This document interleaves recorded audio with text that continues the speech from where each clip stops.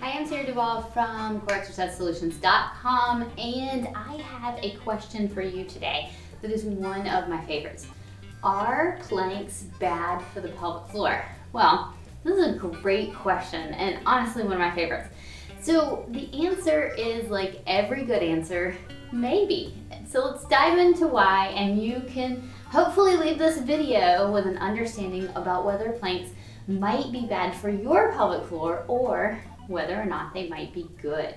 So our pelvic floor works with our abdominals. So in theory, the stronger abs we have, it will help support the pelvic floor. Now, there's a little bit of caveat to that. Stronger external obliques can put a lot of pressure down on the pelvic floor. But if we're working our transverse abdominals, those TAs, those deep abdominal muscles down nice and low, we get those internal obliques that can help support and lift the pelvic floor and work with the pelvic floor. Obviously, stronger pelvic floor muscles are good as well. So when we think about planks, it's all going to come down to how we do them and what kind of shape we're in. So if you're in relatively good shape, you have good body awareness, you can focus on what you feel and where your body is in space, then they're probably safe. If you have body awareness that you haven't trained yet, okay, I'm not going to say core body awareness because I feel like body awareness is one of those things that can be learned. It's a skill, just like any other skill. And just like you've learned to read and write and all sorts of other great skills making your way into adulthood, if body awareness just wasn't on that list if you were growing up, it's not too late. You can learn it now. Okay, so if you have good body awareness, then you can feel what's working. So for planks, what we want to feel is how much pressure do we put down on the pelvic floor? Do you bear down? And if you go into a plank and you bear down on your pelvic floor, then obviously planks are really bad for you. And you're quite possibly making your prolapse worse or causing prolapse, especially if you are in a vulnerable pelvic floor time period. So what do I mean by vulnerable pelvic floor time period? Menopause, even to some degree premenopause, postpartum, okay, these can all be very vulnerable time periods for your pelvic floor where too much pressure can be bad for the pelvic floor. Now, a little bit of pressure can be a great thing. Our pelvic floor responds really well to overload. So if you always play it completely safe and you never push that strength boundary, where's that going to leave you? Weak, weak, and weaker. All right, so I'm a proponent of doing the exercise that is exactly right for you with where you are at that time. Now, one of the things about planks that I love is that they're so easy to modify.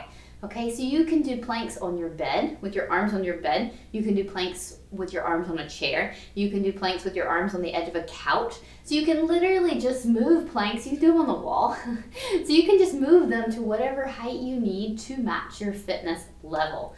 All right, so planks are easily adjustable. But I wanted to go ahead and give you one tip here that I think is really helpful when I work with people for group classes. Group classes are really hard. It's like, God, planks, everybody, there's all this competition. You're doing planks from the floor. You can't be like, oh, I'm going to go grab my couch to do a plank I love. You're like, Sarah, that's a great idea, but it's not applicable to me during this time period. So let's make it applicable, all right?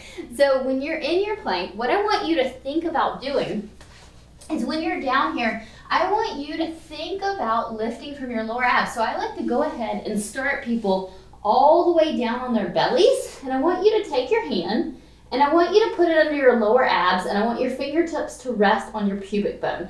Okay, so that bone right down low in the front. So let it rest on your pubic bone. And then what I want you to do, now if you're newly postpartum, you're gonna hate me right now because you're gonna be like, Sarah, I can't lay face down on my boobs. Totally get that, all right? Place a nice pillow right underneath here to help lift some pressure off. Okay. So here, and I want you to think about lifting your lower abdominals up for me. So lift those lower abdominals. Hold for a second, and then relax. And then I want you to start working on incorporating breathing. So inhale, feel your inhale expand into your back. Feel it touch into your fingers. Exhale, and lift.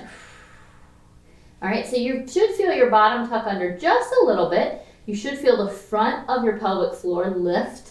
And you should feel your lower abdominals engaged. So you're going to kind of hollow out right here a little bit. So we're kind of lifting this area.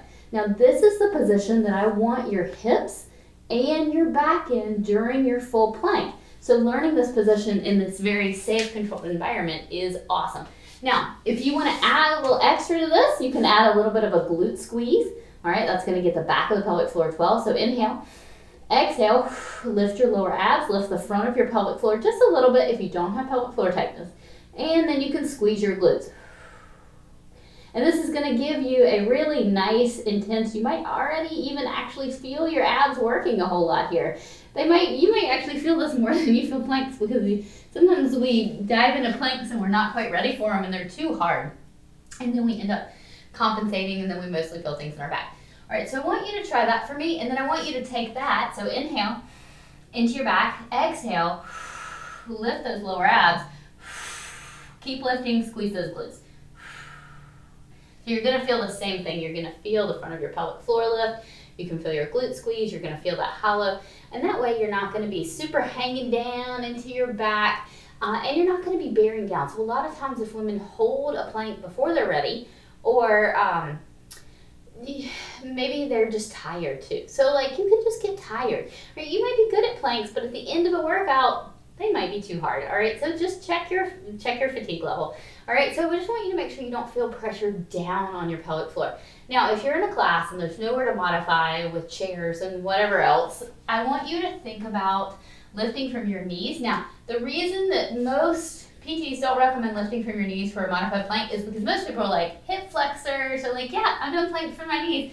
Well, I am completely relaxed my abdominal wall. Like, this is not an abdominal exercise. This is, right now for me, is a back exercise and a hip flexor exercise.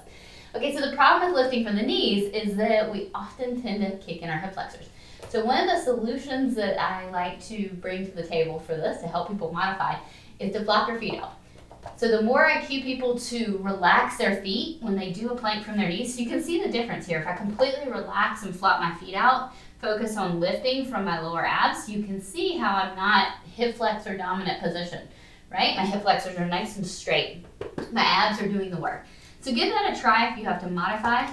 Fully relax those legs out so you can give yourself a great plank. So those are some few tips to help make planks safe for your pelvic floor. So like I said before, whether or not a plank is safe is going to depend on your fitness level and how you execute the plank. Are you breathing? Are you in control? Do you have good body awareness? Or are you bearing down? Are you holding your breath? Are you doing whatever it takes to hold that plank, which could compromise your pelvic floor and cause harm? So planks are an excellent exercise for helping to strengthen the pelvic floor and the abdominal wall if they are done correctly. So happy planking. If you enjoyed this video, please hit the thumbs up below and subscribe to my channel, because I'm going to have lots more good stuff coming your way.